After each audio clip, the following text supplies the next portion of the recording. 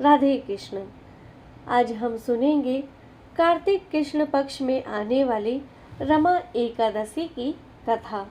भगवान कृष्ण बोले, हे युधिष्ठिर, कार्तिक कृष्ण पक्ष की एकादशी का नाम रमा एकादशी है। उसके महात्म्य की कथा ऐसी है। एक मुचकुंद नामक राजा सत्यवादी और विष्णु जी का भक्त था।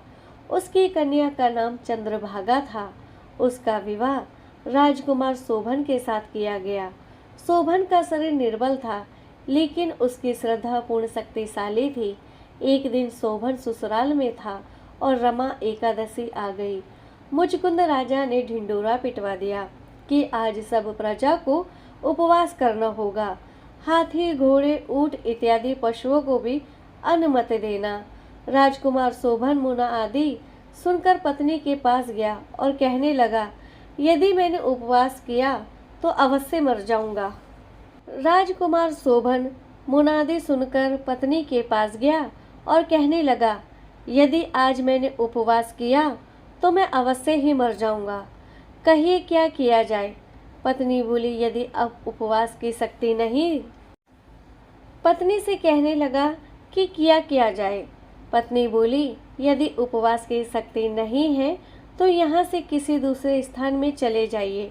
शोभन ने उत्तर दिया, यह बात निश्चित है कि मेरे शरीर में उपवास की शक्ति नहीं, परंतु श्रद्धा भक्ति मेरे मन में पूर्ण है। वह शिक्षा दे रही है कि चाहे शरीर छूट जाए पर व्रत को नहीं तोड़ूंगा। अतः उसने रमा एकादशी का व्रत किया और भूखा प्यासा रहकर दिन को व्यतीत किया। कष्ट पाकर रात्रि को भी जागरण कर निकाल दिया, परंतु प्रातःकाल होने से पहले पहले उसने प्राण त्याग दिए। तब राजा ने उसका दाह संस्कार करा दिया। चंद्रभागा को सती होने से पिता ने रोक दिया और वे अपने पिता के घर में ही रहने लगी।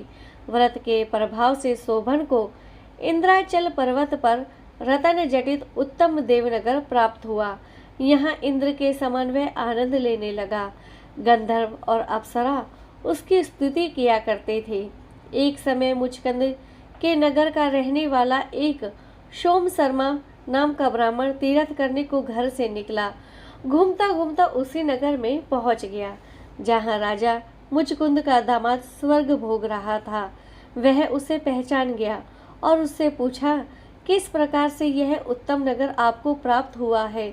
कौन से पुण्य का फल प्रकट हुआ है? शोभन ने उत्तर दिया कि यह सब रमा एकादशी व्रत का प्रभाव है। मेरे जन्मों के अनंत पाप नष्ट हो गए और यह अनुपम नगर प्राप्त हुआ, परंतु यह नगर अध्रुव है। ध्रुव बनाने की शक्ति केवल मेरी पत्नी में ही है, अतः उसे शुभ संदेश अवश्य देना। ब्राह्मण ने घर आकर चंद्रभागा से सब समाचार कहा और उसे मंदराचल पर्वत पर मुनि वामदेव के आश्रम में ले गया। मुनि ने चंद्रभागा को मंत्रों द्वारा अभिषेक किया।